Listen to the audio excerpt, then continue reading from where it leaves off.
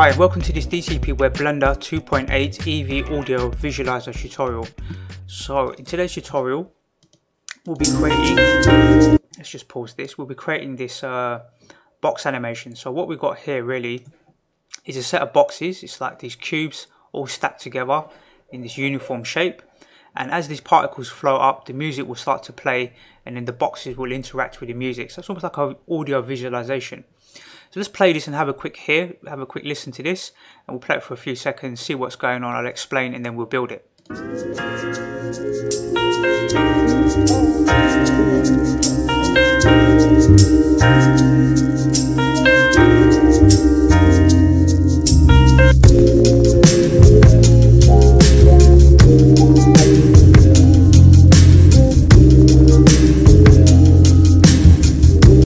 Okay, so let's pause that. So we've got the particles floating up, and these boxes have gaps in between them, so the particles are getting trapped inside the box. The boxes are using a glass shader so you can see through them, and as we animate around, this cube will start to spin. So we're going to create something similar to this. Maybe we'll try and do something a little bit better, but you'll get the understanding of how this is created, and then you can go and create your own version. So let's close this down. Let's go ahead and open up Blender. Let's click on General as usual, General here, and then we'll click on the light source and we'll delete that for now. We'll go to File, Save As, and we'll go to my desktop, and inside, let's see, not that one. Let's go into this folder, and inside this folder we'll just call it, let's just call it 3D Boxes -audio -01. So give your file a sensible name, put -01 because we're going to save different versions. Click Save. We've got the box here, so we're going to follow some steps in the previous tutorial I did.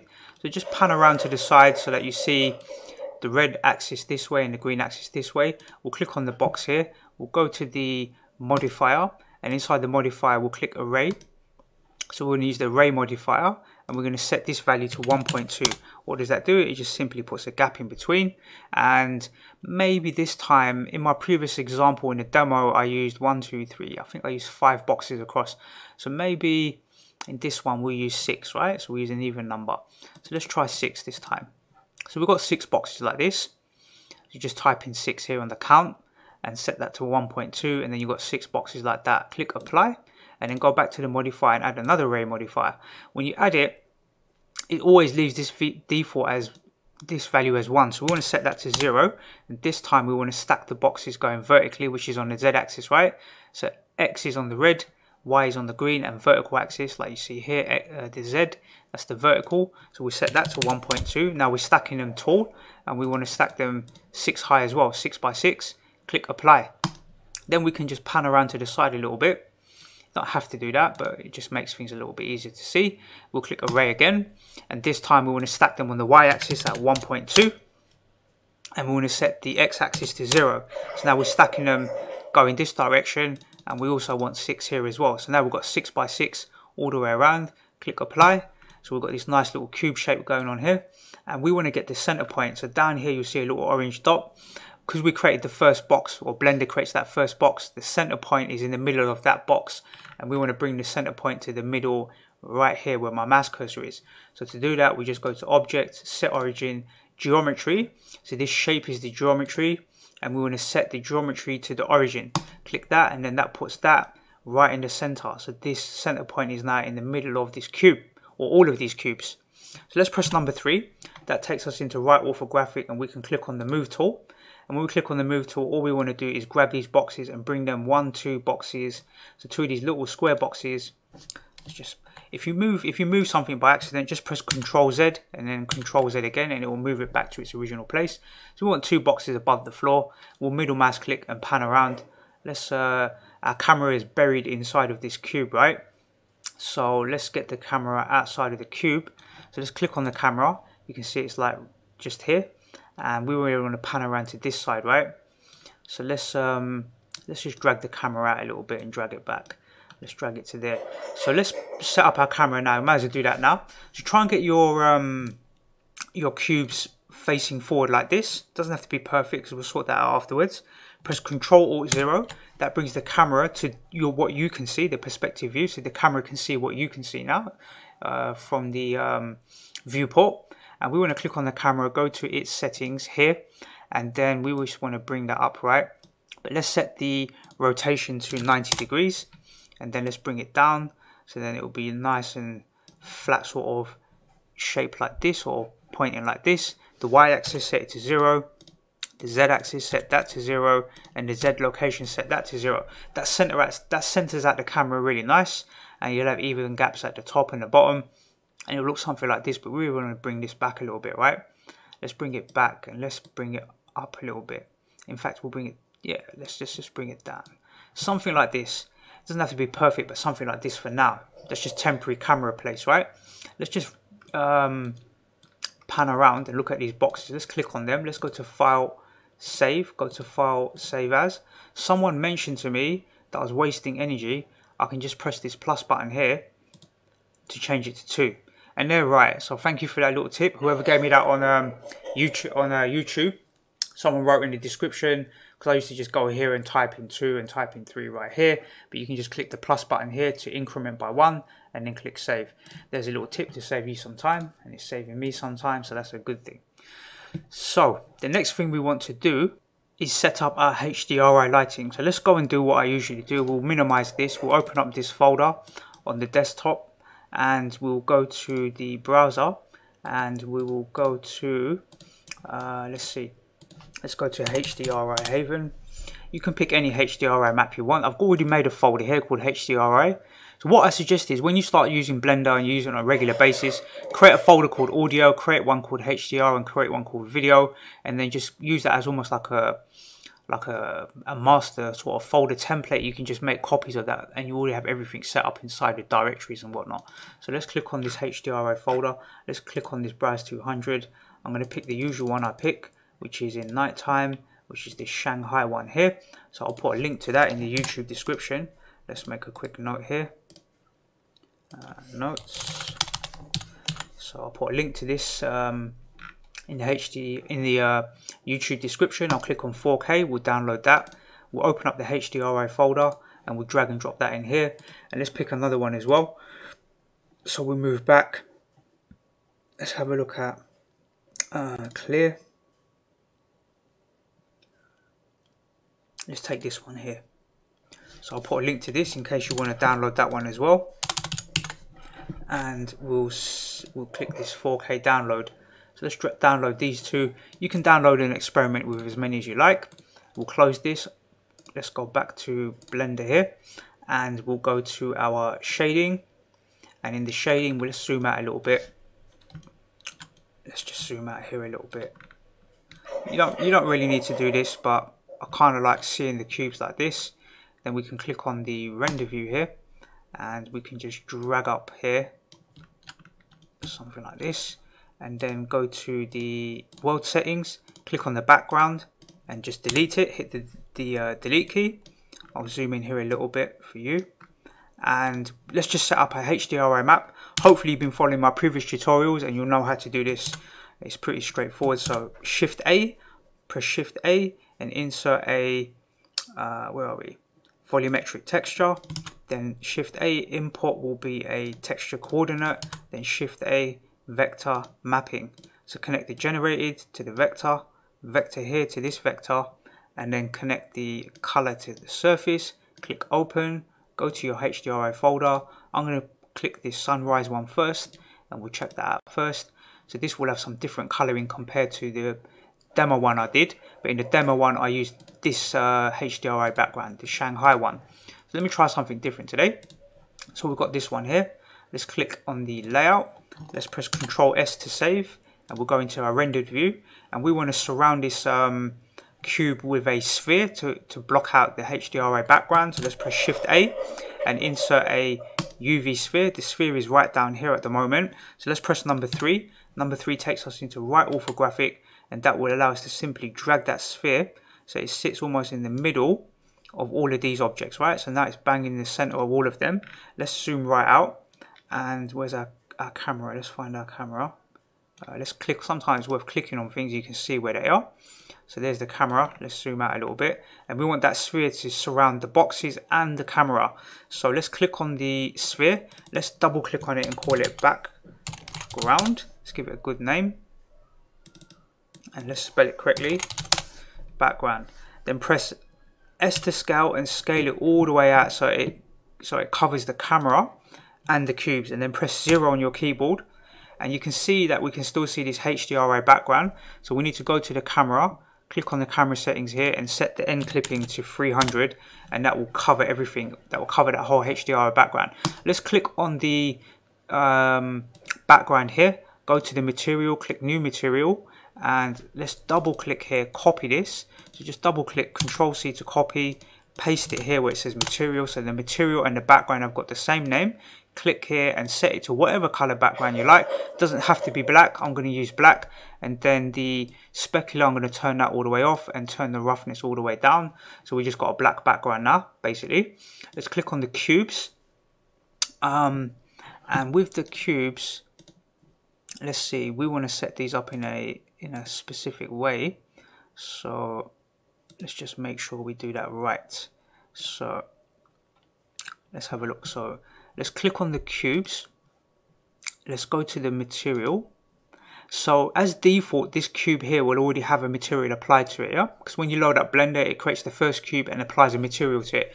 So double click on cube. Let's call it cubes with an S.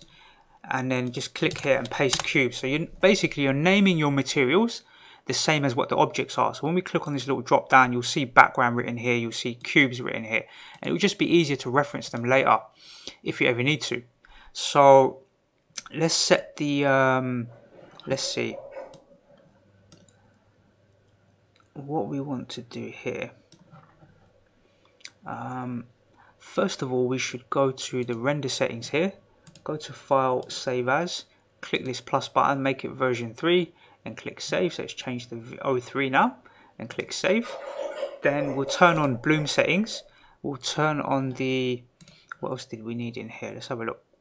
We need screen space reflections, and we want to turn on refraction and turn off half trace, and the threshold we want to bring that down to around, let's see, actually we want to turn that all the way off, turn the max roughness all the way off, and pretty much everything else we're going to leave them the same for now. That's how I did it in the previous demo example. We should really pan around to an angle that helps us to see these cubes a little bit better, and that way when we do the settings we'll see what's going on. So let's set we're going to use the principal shader, and we'll set the base color for now to black, and we'll set the specular all the way down, we'll set the roughness all the way down, and we need to, let's see, in fact we're doing this, we're probably doing this wrong actually. Let's see, we want to set the base color, these were blue before, right? So let's set them to like a, I'm going to go for orange this time. In my demo I set them to like a blue color. Today I'm going to set them to orange, and we want to turn the metallic all the way up, we want to turn the specular all the way up, all the way to the top, and we want to get the roughness so that if we zoom in here quite close, can you see that we can actually see the HDRI background here? We can see it, right? The grass and the trees and stuff. So we just want to increase the roughness until it kind of blurs out, where you can't really make out what that is. You can't really tell that's a tree or this is grass down here. We just want to blur it out to a certain value, probably a little bit less than that, maybe around, I don't know, we'll leave it at 1 for now. Yeah, we'll see how it pans out. Then everything else here we're going to pretty much leave the same, but we will turn on the screen space refractions, and we're going to set it to additive.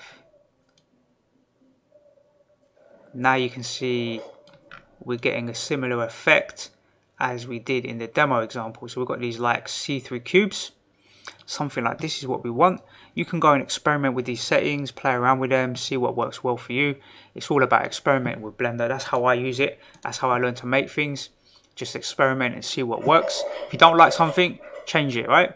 So I think maybe the orange is a little bit on the weak side. So maybe, let's see. We can always play around with the roughness, and get it to how we like it. I kind of wanted it, when I did this example, I wanted it to be see-through like this, right? So I think that might work for now. Maybe we'll see afterwards if we make any more amendments. Let's go to the bloom settings, and this is pretty good. We might bring down the radius a little bit. Let's see. Yeah, I think we'll bring down the radius a little bit, just a touch, and that's pretty much all I'm going to do. So let's see if we can improve these cubes maybe with a different color, and you can go around, play around with the colors. Like purple comes out pretty well, right? But I think I'm gonna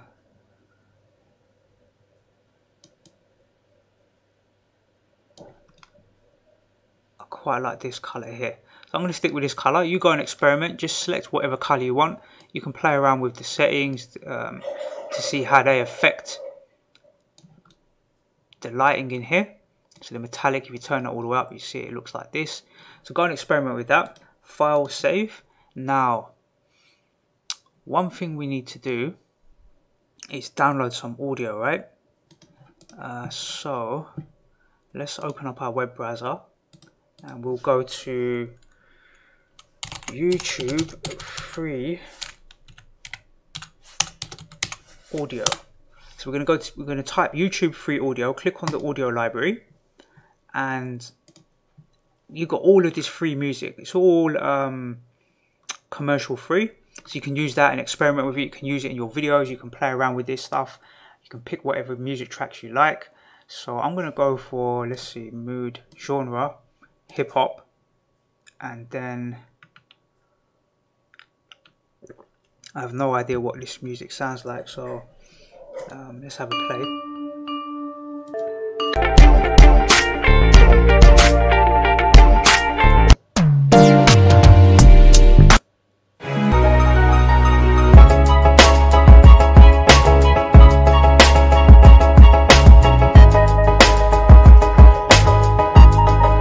So I'm downloading a music track called Dream of a Day. So let's make a note of that. So I'll copy this link, and then I'll make a note that that's the track that I'm using. It's called Dream of a Day. Okay, so we'll reference that for later. So if you want to download the same music track I have, you can do that. Let's open up this audio folder and let's drag and drop it in here. Now, there's one thing that I did. You don't really need to do this if you don't want to, but I'll show you this anyway because I think it's a nice little skill for you to learn. So the first thing you want to do, and I'm going to put a link to this. So in the YouTube description, I'm going to put a link on how to download this bit of software called Audacity. And in that same YouTube description, I'm also going to show you how to install the MPEG encoder, the MP3 encoder. So I'm going to make a note here, video tutorial on how to download.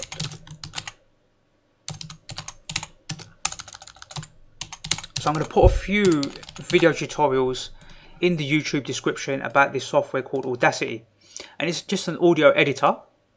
And the reason why we're using this, this is a blended tutorial, but what I would like you to learn how to do is to drag and drop this audio track in here and fade it in and out. So you can cut all of this beginning part, right? This is like the sort of intro part of it.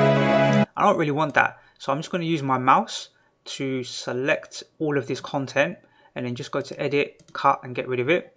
And then I don't want it to be this long anyway, so probably like 1:30 is going to be even a minute will be probably fine, right? So something around here, so around a minute. Let's just pause that. So I'm going to click here and just drag and select all of that and then delete it. And then really what I want is the music to fade in and out. So I'm going to select a proportion of the beginning part, something around this amount, something like this, and then just go to the effects and then fade in. So I'm going to fade it in like this, and then I'm going to select this end part and then go to effects and fade out. So now we just got it fading in and out. I might fade it in a bit more. So let's go fade in. I want it to fade in gradually. That way, when Blender starts to use this audio to animate the cube, it's going to do it gradually rather than just starting off with loud audio straight away. So let's go to File, export as MP3, and we'll go to the desktop for now and just click save. And it's asking me for the lame encoder, so that's probably a bit beyond the scope of this tutorial. But if you watch the what's it called, the videos that I put in the YouTube description about Audacity, it will tell you how to download Audacity, how to install the lame encoder, and how to also do some basic editing and cutting. But I've already got the lame encoder here somewhere. Let's see, let's just copy that and paste it here, copy it, paste it here. This is called the lame encoder. It's just a file, and this is a file that allows us to convert to an MP3 basically, right? That's pretty much all it's doing. So browse desktop, let's see, where is it, where are you, here you are. Select that, open, and then click OK, and then it's going to ask me some questions, and then we'll export it. So now we've got the audio. Let's just close this, we don't need to save this. So really we've got two versions. This one I'm going to call Daydream Faded, and this, they're pretty much the same. The only difference is this one now will fade in and fade out, and it's a shorter track. It's only like 58 seconds, right? I found this looks a bit better when we do the animation sequence in Blender, because it will start to animate as it's going in and fade out on the way out. Let's go to File, Save As. Let's make it version 4. Version 4. Save. Now, what we want to do is go to the modifier. Click Add Modifier, and we want to add a Displace modifier. Click Displace. Now, on the strength, we want to press the letter I. So when we move our mouse cursor over strength and press the letter I, it's going to insert a keyframe. So you can see that little yellow dot, that's the keyframe for the strength, because we're going to use the strength here to animate the cube. But we need to give it a texture. So we're going to click New on the texture here, New. When we click New Texture, we see something happens here, right? The cubes get spaced out more. But we need to go down to the texture here, and then inside here we can play around with the texture settings. So we'll pick something like, let's pick this one here, and you can see how it's changing the shapes of the cubes. And we're going to use the strength setting inside of the this modifier for the displacement to animate these cubes, right? So what we would do is go to this plus sign, and then go to video settings and go to video editing here. And the first thing we want to do is add that audio track. So let's click add, and then go to sound, and we'll go to the audio here, and then select the faded version, and then click add. So now when we click play, let's click play.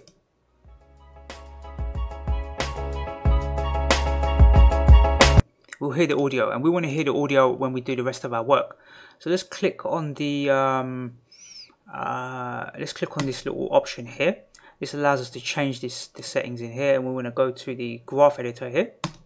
So now we see the graph editor, and we want to click on the strength displace. It should already be selected, and then go to key, and then go to add F curve. Now actually we want to do bake sound to F curve here. Click that, and then go to faded, and then click bake sound. Now it's taking the sound to determine the strength of that displacement here, the strength of it. So when we click play now,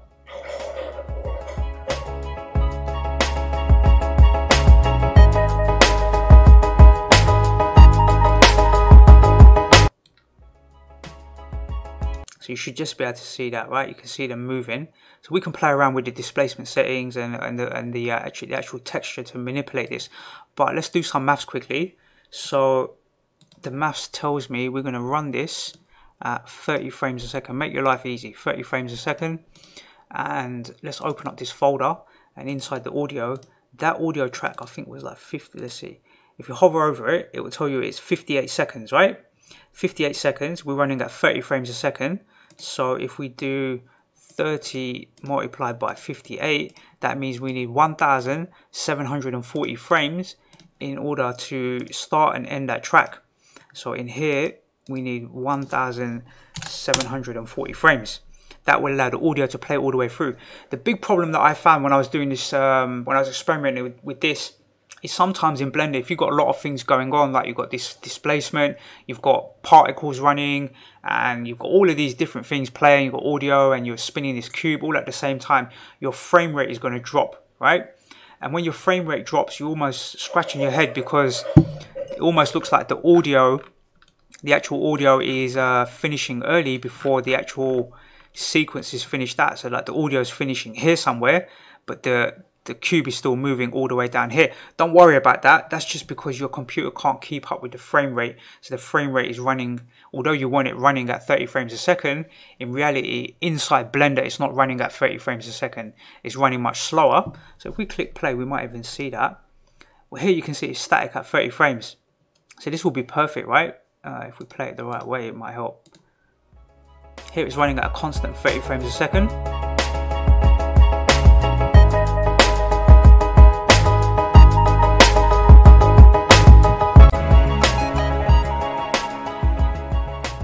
Fade out at the end. And the reason why we put the fade in and the fade out is I wanted the cubes in this example to like animate slowly, and then as the audio picks up they start to move a bit more.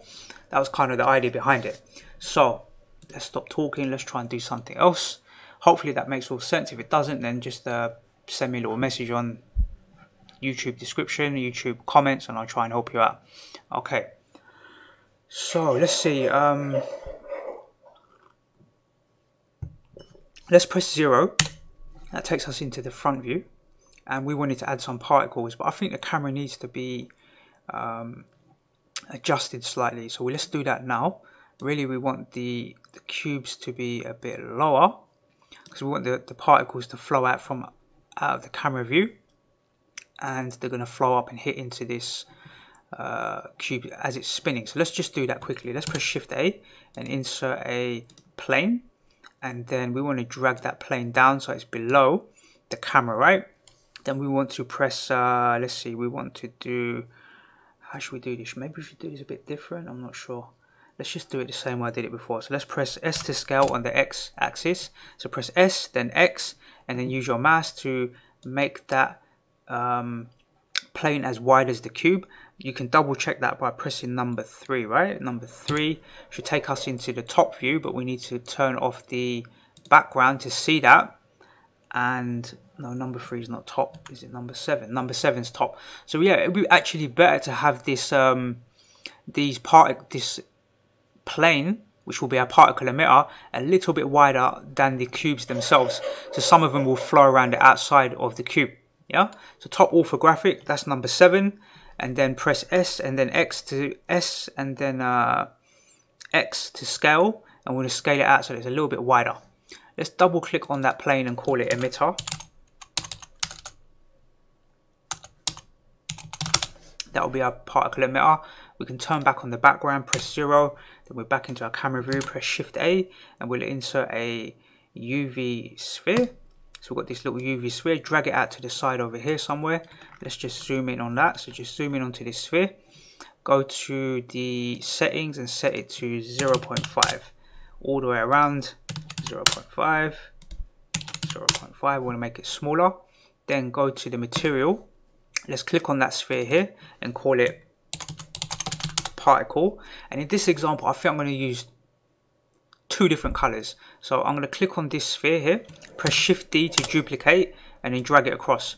So now I've got 2 copies, and one's called particle and the other one's called particle as well. So let's call it particle 02, and let's call this one particle 01. And let's double click on that, copy this particle 01, click on the material, click new, and then paste particle 01 in the name. And then we'll go to the principal shader, click emission, set this to like around 5, and then choose any color you like. I'm going to choose like a purple color. Click on the second one, and then click new, paste again, but change it to 02 this time, the name. Click let's go to the emission. Let's set that one to like maybe, I don't know, what was the other color? Orange, right? So let's set it to like a yellow, and then set that to 5 as well. So now we've got a yellow and purple one. Let's right click on the collection here. Click this, right click, new. So create a new collection, call it particles. Let's call it particles, and then select these two. So select them. So click on the first one, hold down the shift click, left click on the second one, and drag them into the particle collection here. They're going to have their own collection for the particle. That will help us later with the emitter. Let's pan back around or press 0. Let's zoom back out, and then let's click on the where is it, this emitter here. Then go to the particle settings, click new. So we're going to create a new particle emitter or particle system for the particles that are going to flow up towards this cube, right, and interact with it. So let's go ahead and do that. We'll leave it at 1000 for now.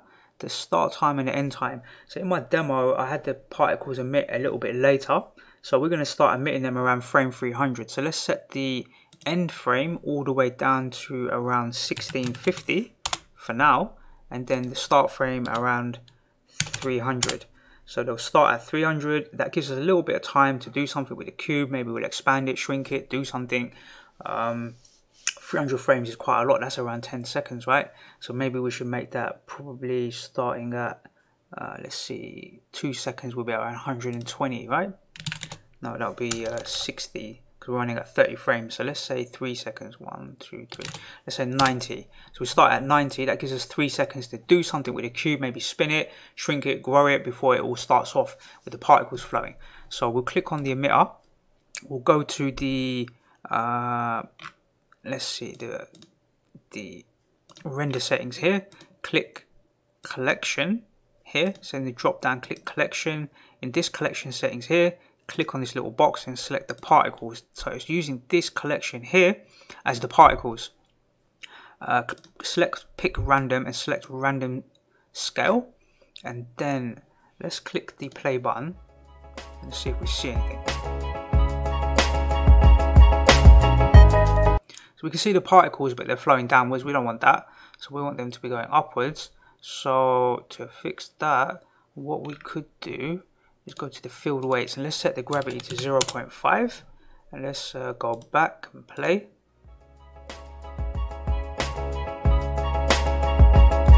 So they're still flowing downwards. Let's turn off the gravity for the minute.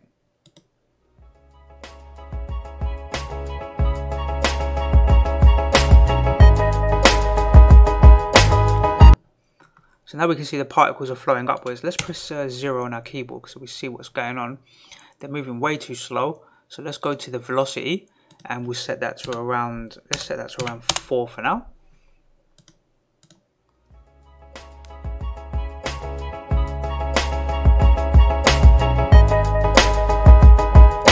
So I think that will be better, but we really want to have their lifetime much longer. So let's set the lifetime to around let's see, 200. So this 200 represents 200 frames. They'll last for 200 frames, but we can give it a bit of randomization. So let's set that to around 0.2. So some will last a little bit longer, some won't last as long. Let's play that again.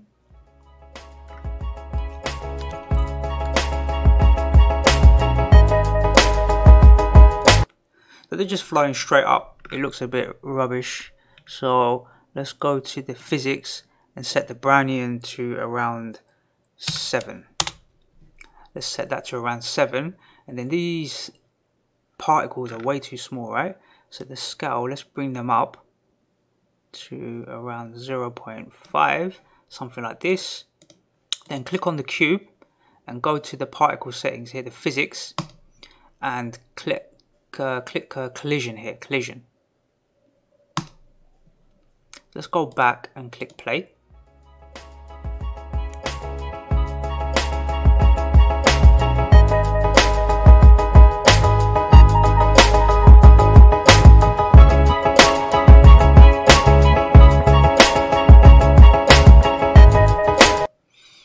So that's looking a bit better. A lot of them are bouncing off, so I want a few of them to get around to the side. So let's click on the where is it? The emitter here.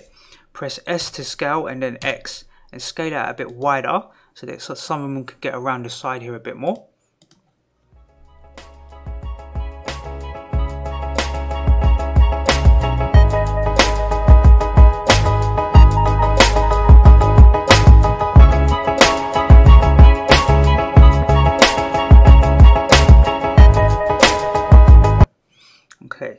to get in there. So let's go to File, Save. Let's have a little think here. So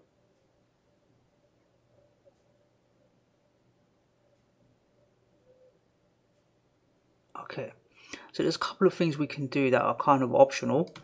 Let's go to File, Save As. We're going to save a new version, because what we do next, if we don't like it, we can undo it by going back to version 4. So we'll create version 5 and click Save, then click on the cubes and then go to the Edit mode and then right click on them, and we want to subdivide. So we're going to make the cubes into more segments. We're going to subdivide it twice and then 3 times. So we subdivide it 3 times. So all of the cubes are now subdivided. Let's go back to object mode, press 0 to go into the camera view and click play.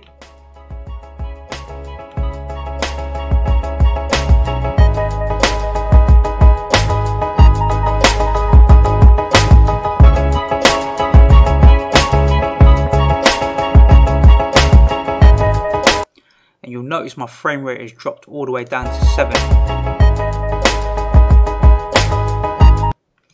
You can see it's playing a lot slower because we subdivided it quite a lot of times. So when we subdivide it, the displacement now is much more detailed, right? You can see the detail in the displacement. There'll be much more interaction with it.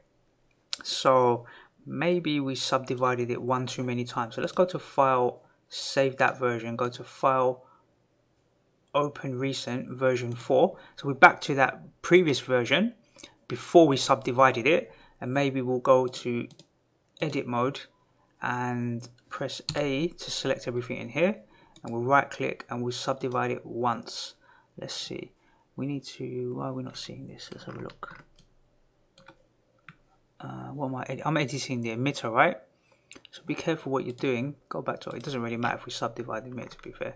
We'll click on the cubes, go into edit mode, right click and subdivide. Maybe we just subdivide it once, because I think that is, the other one had too much detail in it. It was just too complex.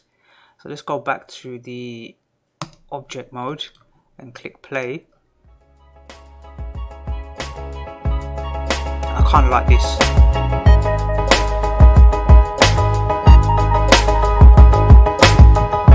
I think that's better. And I like the shape here, right? Got these 4 segments, and they'll bend and do all that good stuff, depending on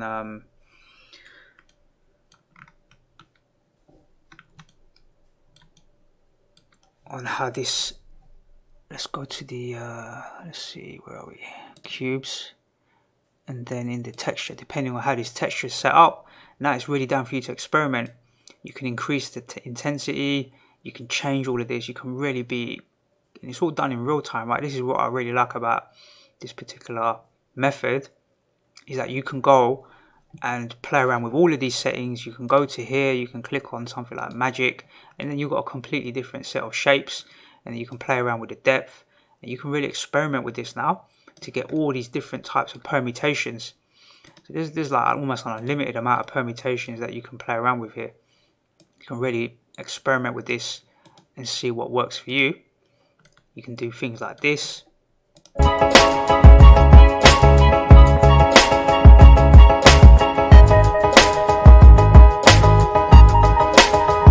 Yeah, my advice is don't subdivide it too many times. You can, but you can see that your frame rate will drop really hard, and I think having it clean like this, almost like see-through, is going to look better anyway. So I think what I will do is maybe, let's see,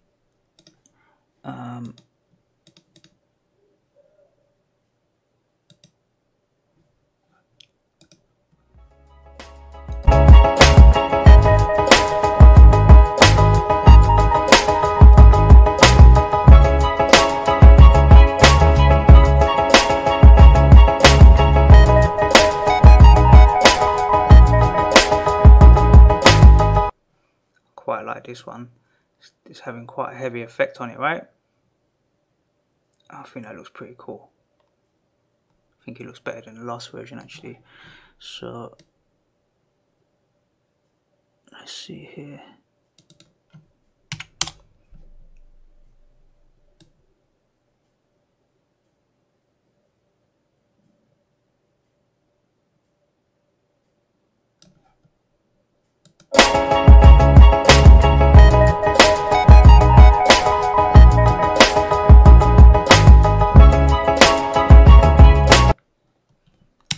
we'll go into the camera view.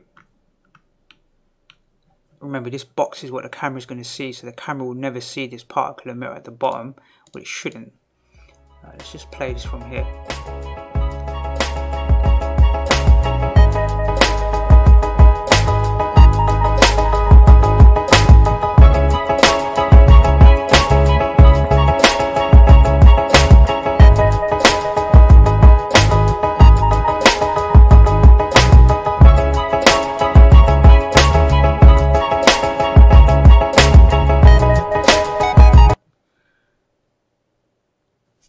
What I'm going to do is click on this this particle emitter, press S to scale on the x-axis. I'm going to scale it out so that it's wider than the camera. Then I'm going to press Shift A, and I'm going to insert a force field, which will be turbulence. So here we've got this turbulence. Doesn't really matter where we position it. Let's position it just below the emitter itself. Go to the, so in here it's actually been placed into the particles, this field. So let's drag it into the main collection up here. Let's minimize the particle one and click on this main collection. So then just double click on field and call it TUR, field TUR, field turbulence. Let's click on its settings and set them to around 3 for now. And let's see.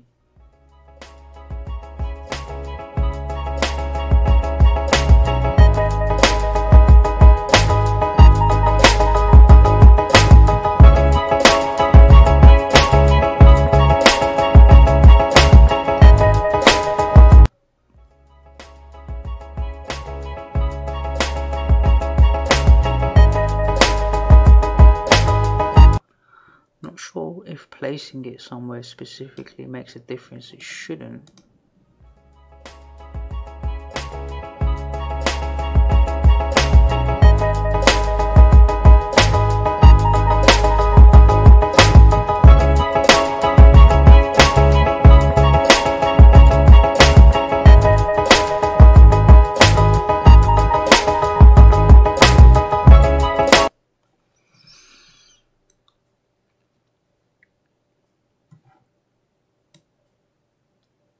Would have expected that to have a bit more effects. Let's set it to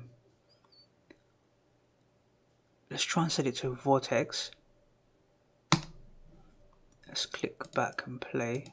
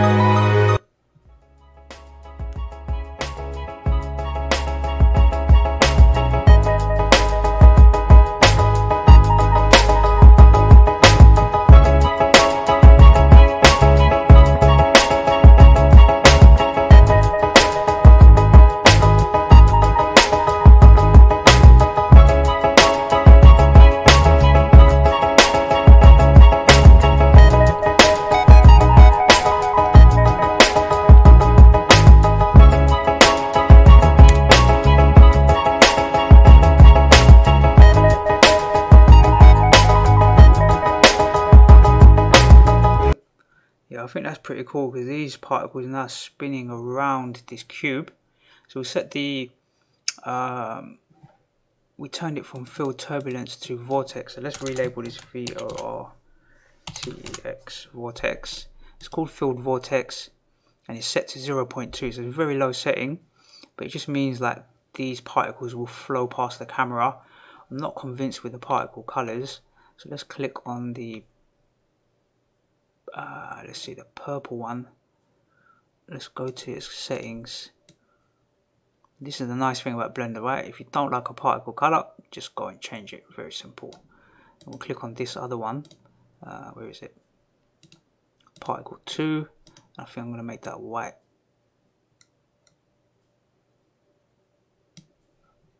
And then we can click on the cubes and we can change its base color.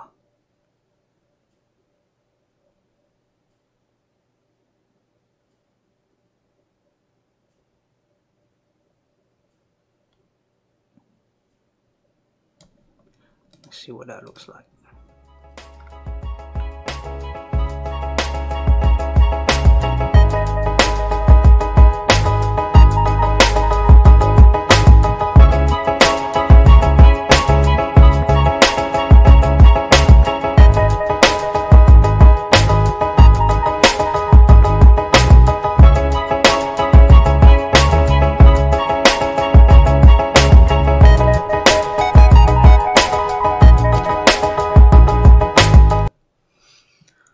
Still don't like this color here, so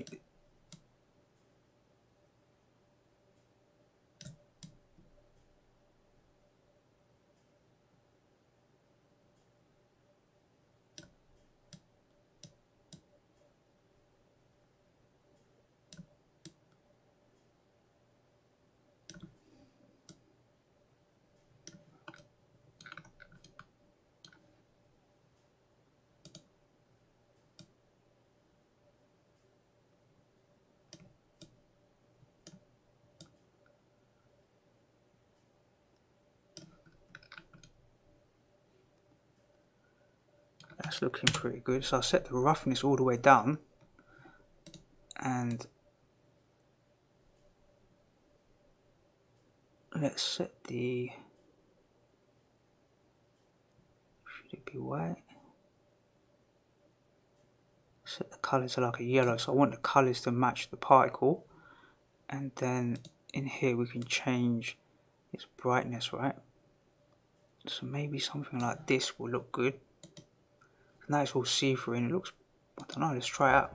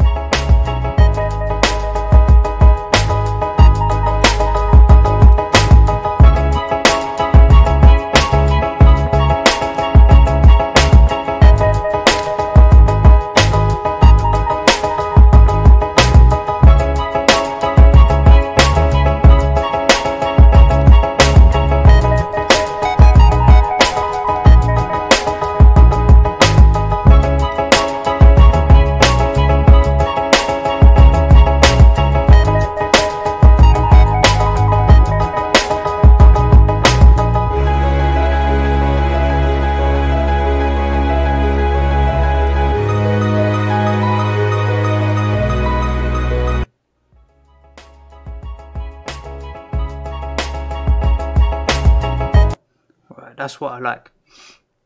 So the base color I've set it to like a blue color, and then I've moved this slider to get it to like a nice blue shade, but at the same time we've got a lot of white in here, right? So we set the roughness all the way down to 0, and everything else is stayed pretty much the same. I've changed the bloom settings slightly. I think we need to bring down the radius a bit to something like this. Pretty much everything else has stayed the same. So all we've done is clicked on, and you can click on this overlay, right? The overlay will get rid of the borders around whatever's selected, so you can see things a bit more clearly. Now I think the one thing that's missing really is this yellow particle needs to be really, let's go to our overlays. Which one's the yellow one? Let's have a zoom out here. So the first particle needs to be a matching blue color. I think it will look a lot better. So let's click that, or a similar sort of blue. It doesn't have to be exactly the same, but now we've got white and blue particles and everything seems to be more in sync, right?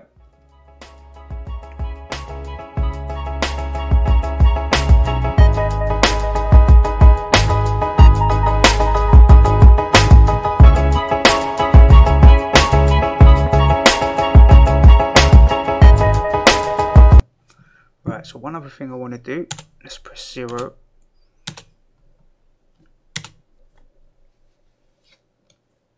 And I reckon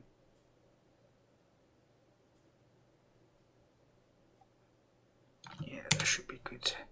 Let's go to File, Save As, and we want version 6, right? So we skipped version 5, we didn't like that. We went back to version 4, now we're going to version 6, which is what we like. Let's save that. Let's press Shift A. Let's try and add another, where's that thing gone? What was it called? Force Wind Vortex. Leonard Jones. We'll put one over here, and then it's called Field here. Call it Field LEN 1. Field Leonard 1, and then we're going to set its strength to around 10. Let's see what that does. All the particles should get drawn to that point.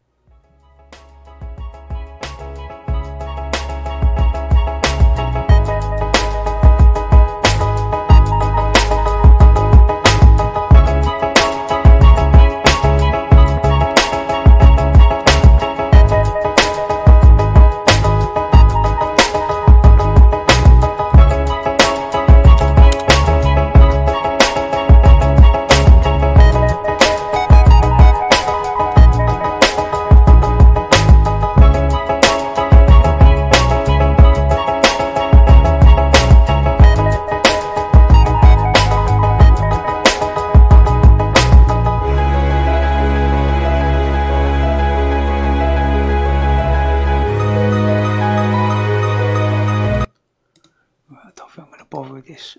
Let's leave that vortex set to 0.2. I think we're pretty good. I think I'm quite happy with how it's looking.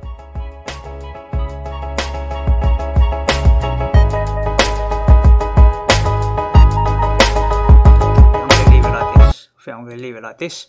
You can go and experiment. You can play around with the settings. Do whatever you think is right.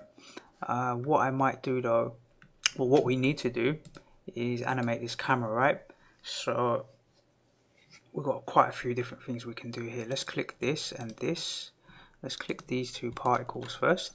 So select both of them and just drag them right up the top here somewhere. Drag them out the way, and then let's go to the emitter.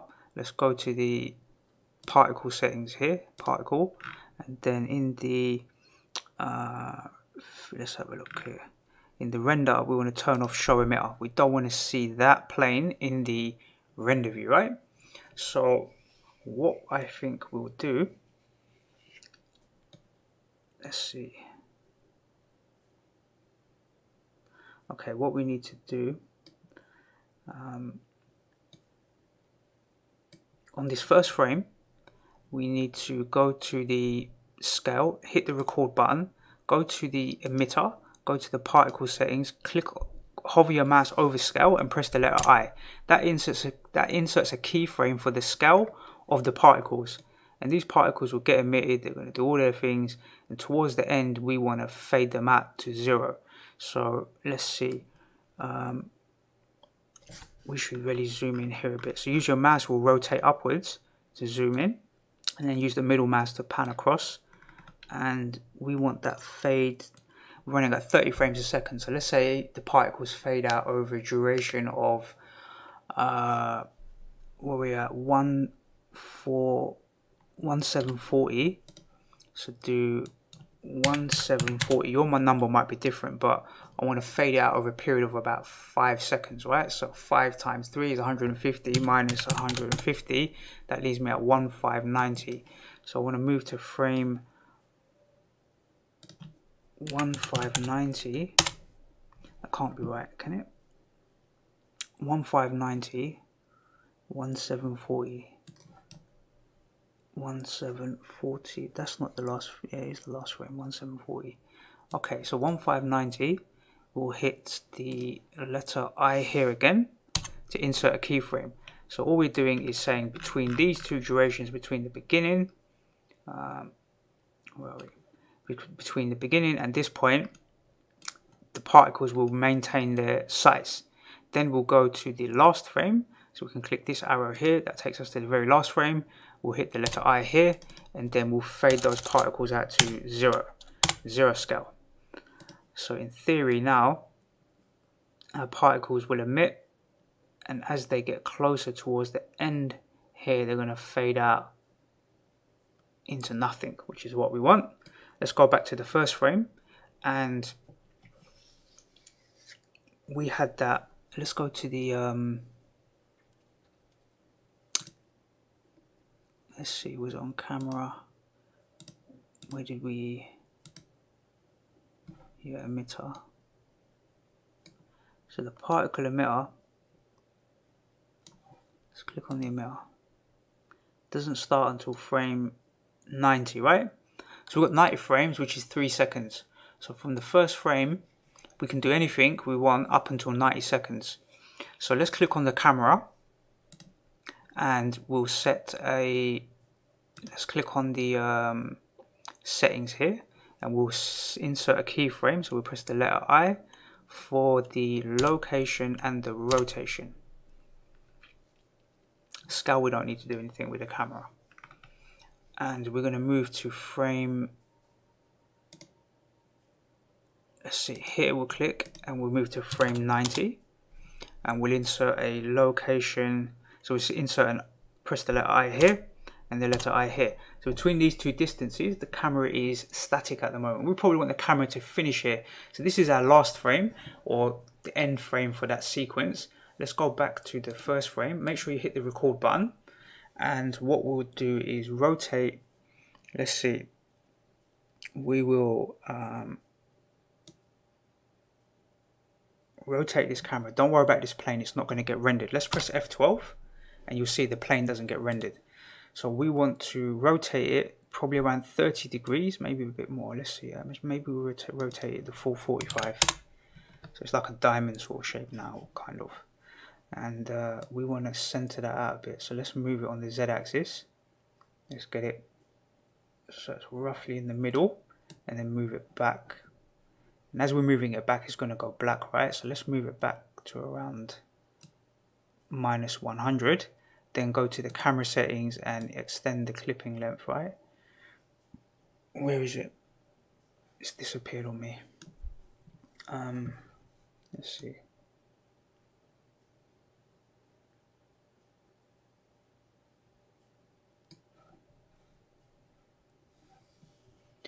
So what did we do wrong here? Let's go back to the camera.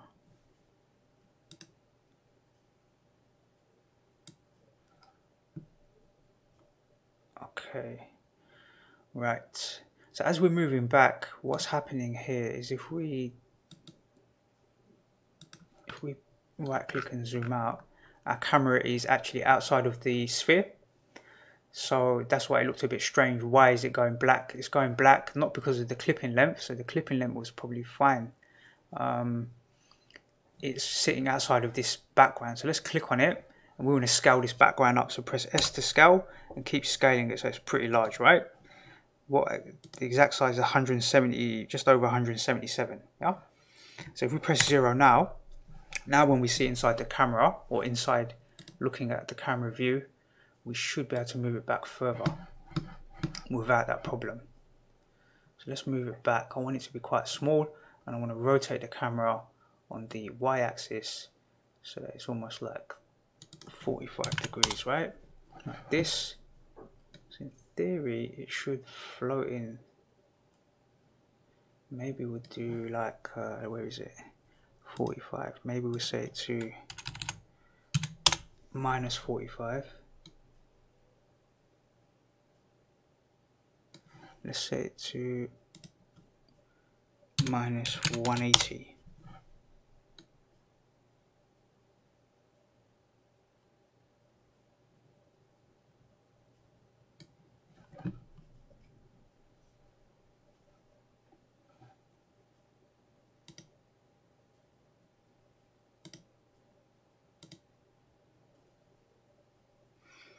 So I've got to be a bit careful because we're inserting keyframes on the 0 frame.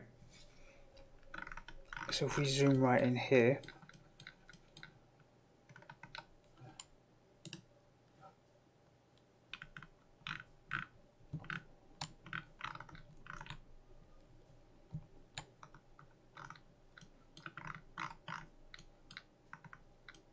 you can see we're inserting keyframes here, here and here, which is messy.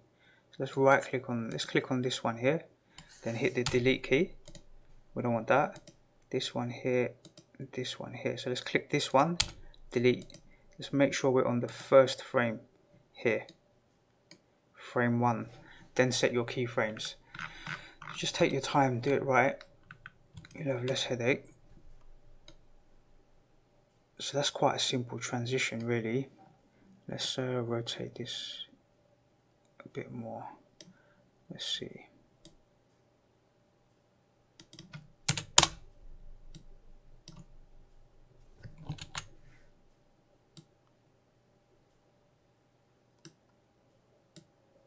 I want to bring it back a bit as well.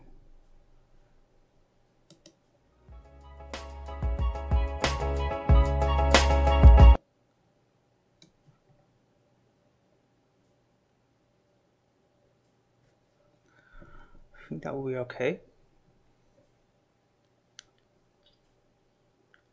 In fact, what I'm going to do, rather than zooming from a distance, I want to zoom through the cubes, right? So let's move the camera forward on that frame. Let's go right past the cubes, and let's click play now.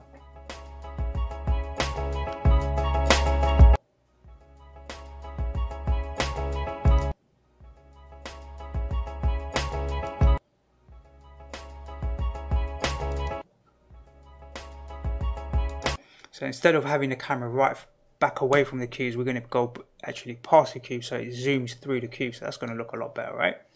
It's going to zoom through them like this. Okay, I'm happy with that.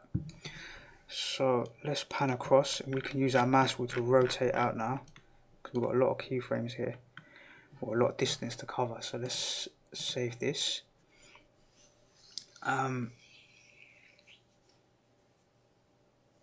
So we'll worry about the camera in a minute. Let's click on the cube.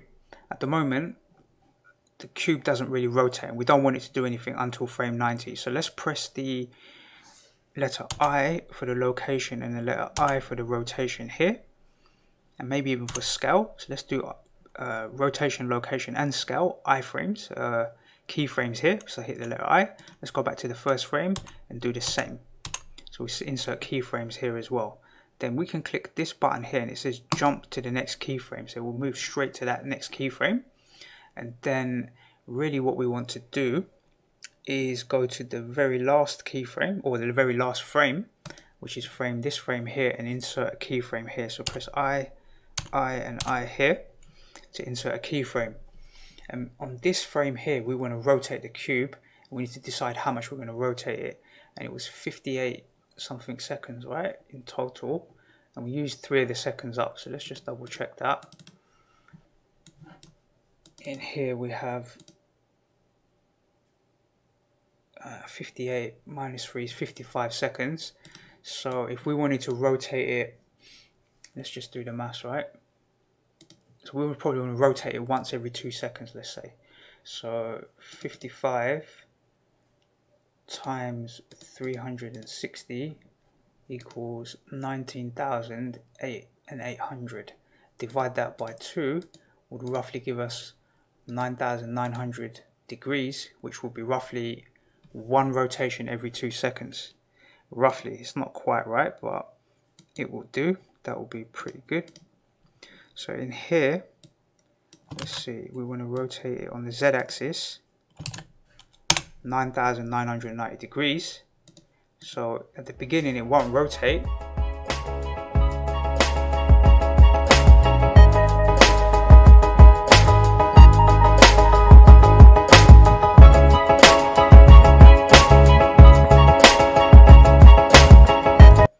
think that might be a bit too fast, right? So all we do is go here and let's set that, let's do that, let's divide that by 2 again. Divided by 2 gives us 4,950 degrees. So let's set that to, I think I'm spinning way too fast, so let's see.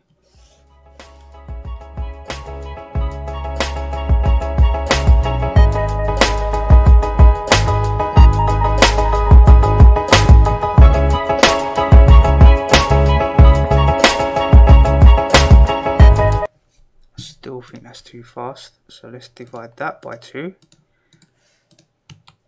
and let's see how that works for us on this last frame, right? So we set it to this value.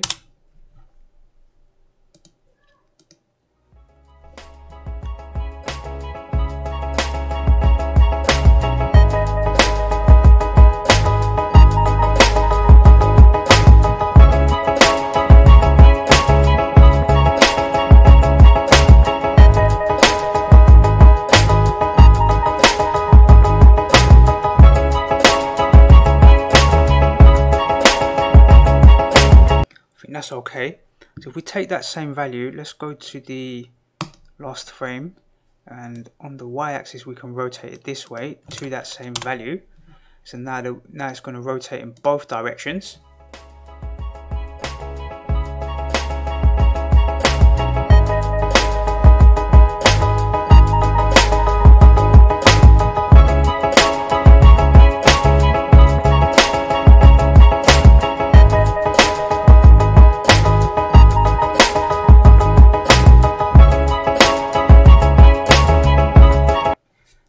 The other direction, let's divide that by 2, let's copy this.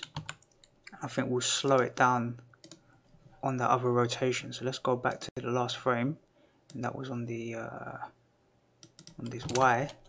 We'll rotate this way a little bit slower compared to the other way.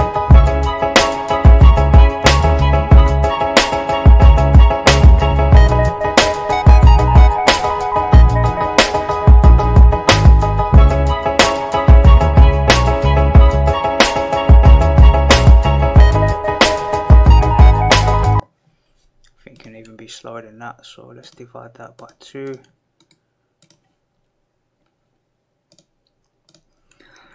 So a lot of this stuff is about experimenting, right? All of this stuff I'm doing right now is just on the fly, so I don't really set any rules when I make this stuff.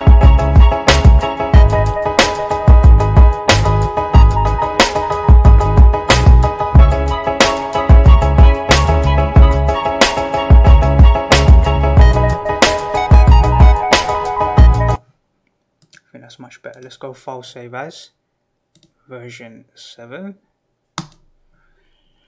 Okay.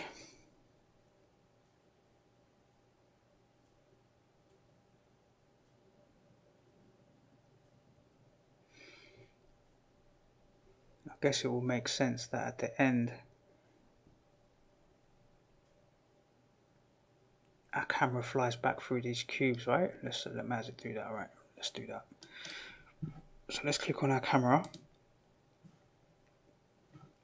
and it took 90 seconds to fly through it, which was 3-second duration.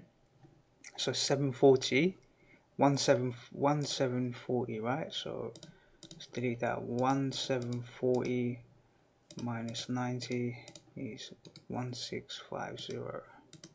So let's put the keyframe here to 1650 and press the letter, let's make sure we got on our camera, press the letter I for the location and the rotation.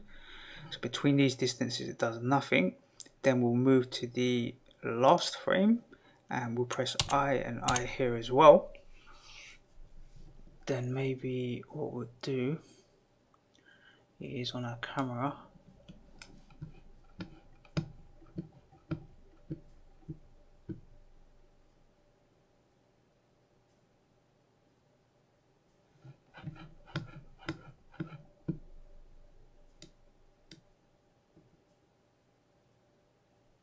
don't really want to move it on the Z axis, so let's see.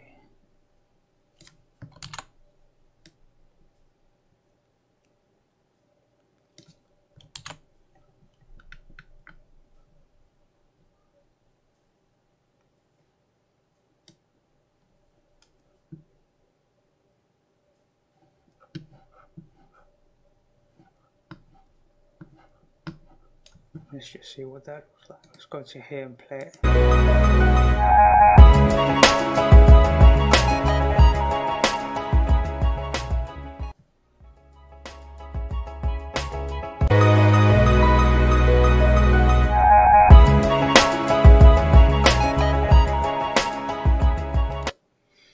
Okay, so what we need to do is click on the cube. So let's turn on our overlays, click on the cube, go to the first frame and go to the material, and then on the roughness press the, let's see, actually let's go to here, let's untick the record button. On this, when it zooms in here you can see this hdri map, right? So I just want to see if we, let's do that.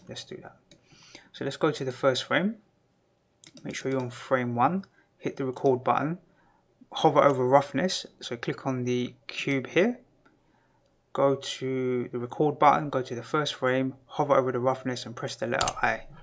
Insert a keyframe for that there. Then go to this, let's just click here, let's click this arrow here, that takes us to the next keyframe, press the letter I here as well. Go to the last keyframe and press the letter I here as well. Then we want to go back to that position where is it? Let's have a look at a calculator. 1740 minus 90 was 1650. So we want to go to frame 1650 and press the letter I on the roughness. And what we want to do is make sure that as it's zooming past this, the roughness is turned up. So we go back to the very last frame, which will be this one, and we set the roughness all the way to the top. So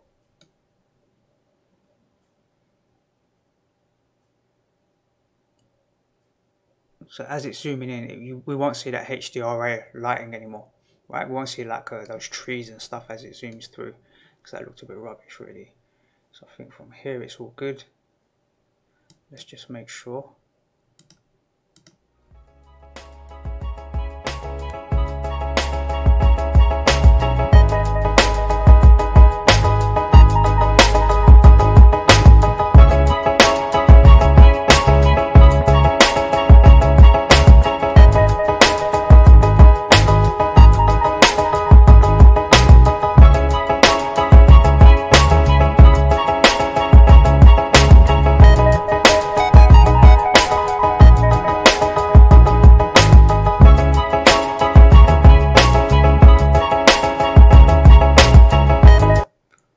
Pause on this frame and render it F12. We can see where it is, and I think that cube really needs to be centered. It's quite close to the bottom and a bigger gap at the top, which is bothering me. So that's my own fault for not really doing it properly on this frame, but we can fix this quite quickly. So on this frame here, on the camera, let's hit the record button. We just need to move it up on the Z-axis, but that means we also need to move the particle emitter afterwards as well. So if we were to bring it up to around here, something like this, let's see what that's set to.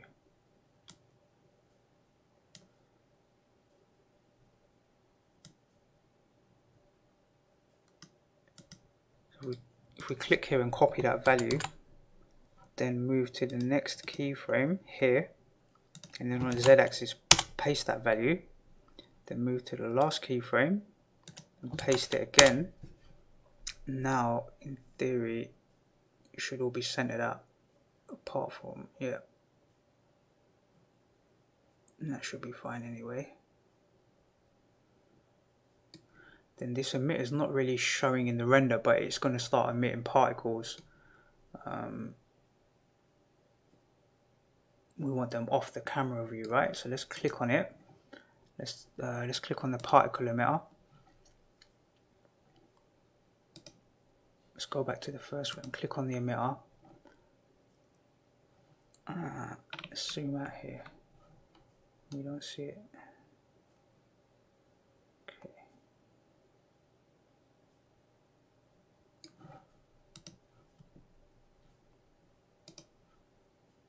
So untick the record button and drag it down. In theory, I don't know why there's keyframes for this emitter, because we're not really animating it, right?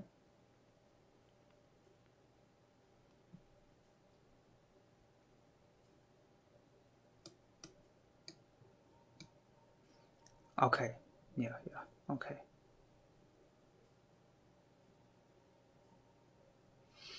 So that should be fine. You don't really need to insert keyframes for the particle emitter to move it down, because it never really had any movement on it anyway in the first place. Any sort of keyframes in here for the particle emitter is going to, these ones here are for when it shrinks the particles at the very end, right? Do you remember doing that? So let's go to File, Save As, version 8. I think we're pretty much done.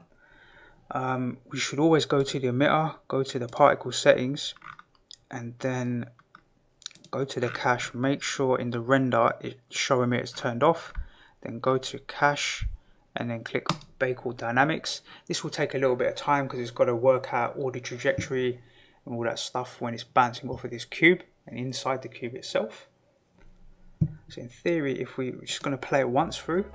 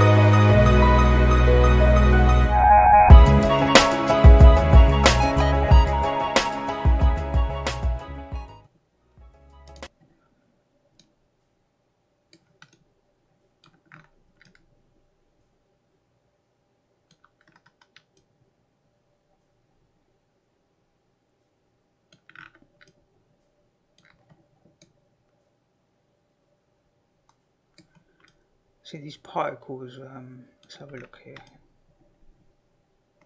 Let's press number, that should be fine. They don't seem to be bouncing inside of the cube. It's like the collision isn't working for some reason. Let's have a look. Overlay is set to collision, and this should be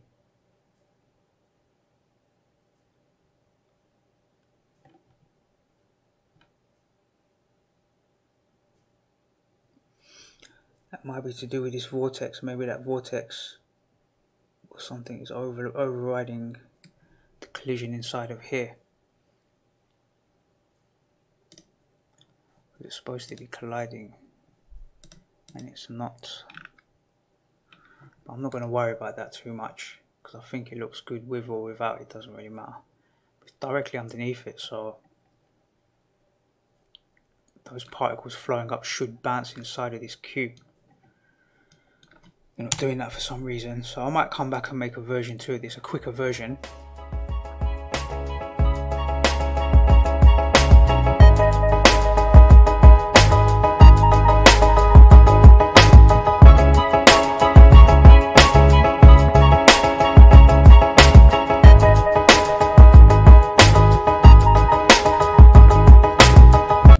collision detection is working. It is, some of them are bouncing off the cube, I can see that, so it is working, but I'm going to leave that. I think this is good. I think this is good to render out. I think we spent long enough on this one, so let's go to File Save. Let's go to our render settings. We'll set the render to 120, 120. We've got no volumetric lighting. We could have put volumetric lighting in this one as well, but maybe I'm going to make some more versions of this, some other examples, and I'll do a quicker tutorial, but this one I've kind of done on the fly. So let's click here.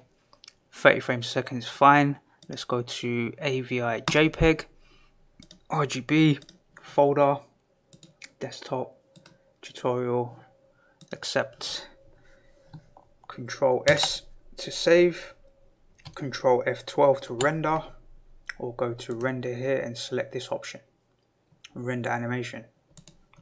So let's just watch and see the first few frames come out. These frames should render pretty fast because there's nothing really too complex about this animation sequence. So let's just make sure we see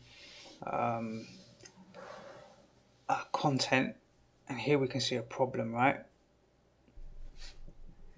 So we can see like grass and stuff. It doesn't bother me too much, but it doesn't look great either, does it? So let's stop this.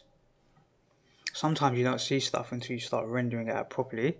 Let's go to the camera. We can fix that quite quickly. All we need to do is go to the, hit the record button, go to the material. Now where is it? Not on the camera. We want to go to the cubes, and we want to go to the material and set the roughness all the way up. And let's go through a few frames. Let's get to a frame.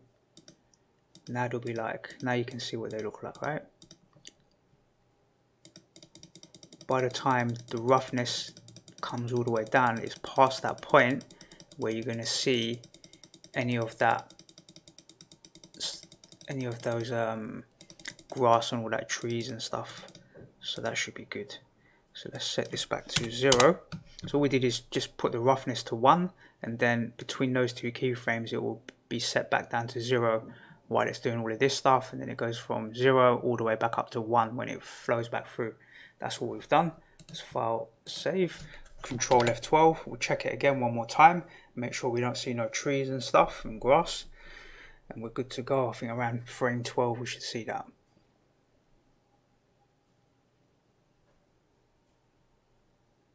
Yeah, so it's looking fine. So I'm going to leave this to render and we'll check it out once it's all done. Okay, so Blender's finished rendering out all the 1740 frames. So if we close this and minimize it, we've got the folder on the desktop and we see the AVI file. So there's one problem I've seen is if I open up this AVI, there's no audio. It's got the video, everything's working, particles are looking good, everything's great, but there's no audio. So there's a couple of ways to fix that. I did a bit of research, and in Blender, when you do the export, you have, if you want it with the audio when you render, then you need, I believe you need to set it to AVI FFmpeg video. But there's another way to fix that. So if you already rendered out your video with, and it's got no audio inside of it, there's a quick way to fix it. Go to the video editing here, and you'll see the audio on the timeline here. And all we'll do is, let's just drag this to the side. What we will do is just drag this AVI and drop it onto the timeline here.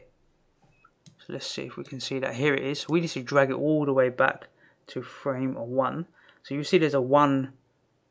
They should both be on frame 1. Make sure they're in sync. It's a little tricky to get it there. So this is on frame, it's not on frame 1. Let's get it to frame 1. That's 5. Maybe if we zoom in here a bit, it'll be a bit easier. Let's try and get this, because you can see it says 1 below and we want 1 above as well. So now they're both on frame 1, 1 and 1, both on the same frame. So the audio and the video now will play in sequence. So we just need to render this out one more time. You may see it's off sequence here a little bit, but I won't worry about that. It's going to fade out to black, and I think it will be fine, to be fair. But let's try it out. Let's see what happens. What we need to do, and make sure you do this, once you set this up, go to, let's just get this here like this. So go to the output settings, so click output here and select FFmpeg here, video, because when you select that option, FFmpeg, make sure the container is set to MPEG-4, which is MP4, and then underneath the settings, set it to H.264 here, set it to perceptionally lossless, yeah? So that's basically pretty good quality, right? Around here should be good. And then keyframes we can leave at 18. Then in the audio settings, make sure you set MP3 and then set it to 192 kilobits and leave the volume at 1, and then you should be good to go. So this won't take too long to render. Let's just go to File, Save, and then in the output folder, this time we'll call it the same file name but dash audio. So we'll put the same file name as before but dash audio, and then click accept, then press Ctrl and F12. And then Blender will take all of the files and the frames and the audio and sequence it together. So this shouldn't take too long. So I'm going to pause the video while it sequences, then we can check it out afterwards. Okay, so Blender's finished rendering out that final sequence with the audio and the video sequence together. So we can close this. Let's go to File, Save.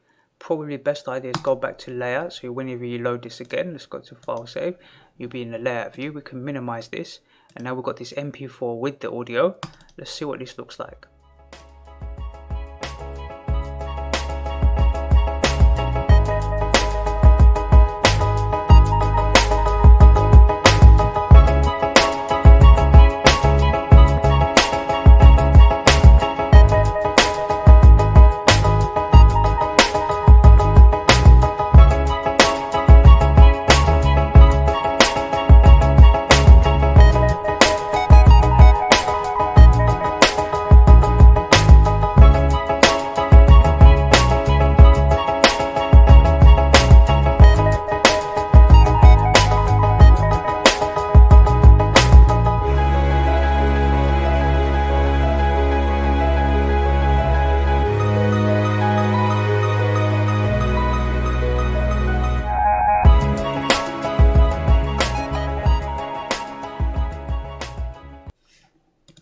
So overall I think that came out pretty well.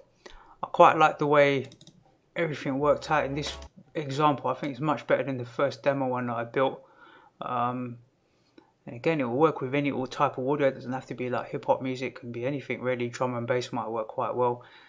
Anything really. You can now go and experiment, make your own version of this. You don't have to use cubes. Those could have been spheres, right? So when you use the Array Modifier, those could have been all spheres. Could be any shape that you want. It doesn't have to be all of these block objects. It can just be one singular object and then surface subdivide it, and you can get a similar sort of effect out. So overall I think that came out pretty well. Hopefully yours came out quite good as well. The only issue I could find with this tutorial was syncing the audio and the video at the end, but we managed to resolve that by simply using the video sequencer. In here we use the video sequencer to sequence the audio and the video together. So we can go to File, Save. We'll close this down. That's the end of this tutorial, and I look forward to seeing you in the next DCP web tutorial.